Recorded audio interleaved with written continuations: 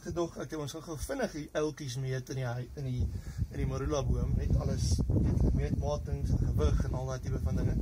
Ons het 3 verwag, en toe is daar 6.